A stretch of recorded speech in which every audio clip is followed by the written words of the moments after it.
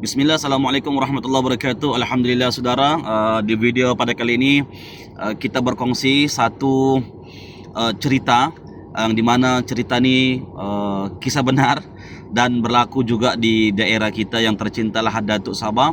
Ini berlaku di Pangsapuri, Pangsapuri Mutiara Kasih, di mana baru-baru ini ada kes kerasukan. Ya, kes kerasukan. Kejadian itu bermula ketika mereka ada nampak seekor kucing. Kemudian mereka ni orang memang tinggal di Pangsapuri itu juga. Okey, bukan orang luar, memang orang yang tinggal di Pangsapuri itu, Mutiara Kasih. Kemudian mereka ni beriadah petang-petang hari.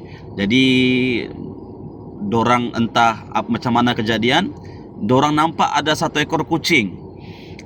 Kucing liar lah kan, yang tidak ada tuannya. Jadi kakak ni dia berniat untuk bawa kucing ni balik ke rumah dia.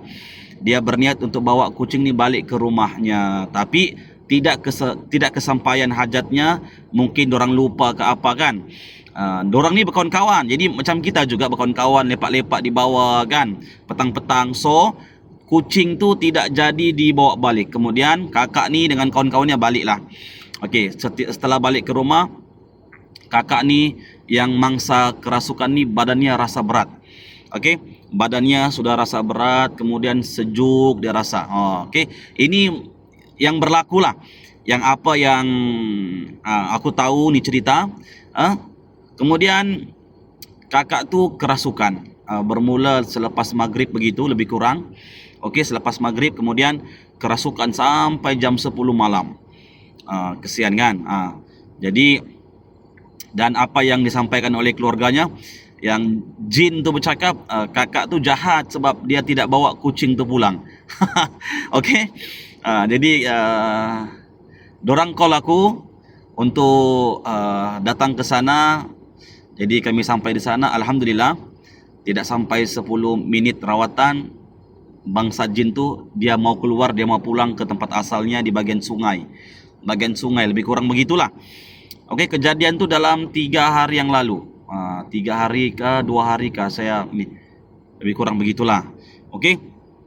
Jadi sinopsis, kesimpulan dalam cerita ni, apapun kita nampak, kalau sudah melibatkan maghrib malam, apapun yang kita nampak, kucing ke apakah itu ini, janganlah kita mau sentuh, janganlah kita mau belai-belai apa semua kan, kerana bangsa-bangsa jin ini, mereka ni boleh menyerupai apa sahaja, termasuklah kucing yang comel kan, atau juga binatang-binatang yang lain yang kita nampak macam comelnya apa semua kan, kemudian kita ada niat mau bawa pulang ke rumah.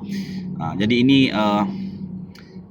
satu pengajaran bagi kita supaya janganlah mudah kita untuk bawa barang-barang yang di luar. Contoh, kalau kita camping di Payang contoh, ataupun di pantai, di mana-mana pun, dan nampak ada bunga, ada batu-batuan yang cantik kan, tidak payahlah bawa balik ke rumah.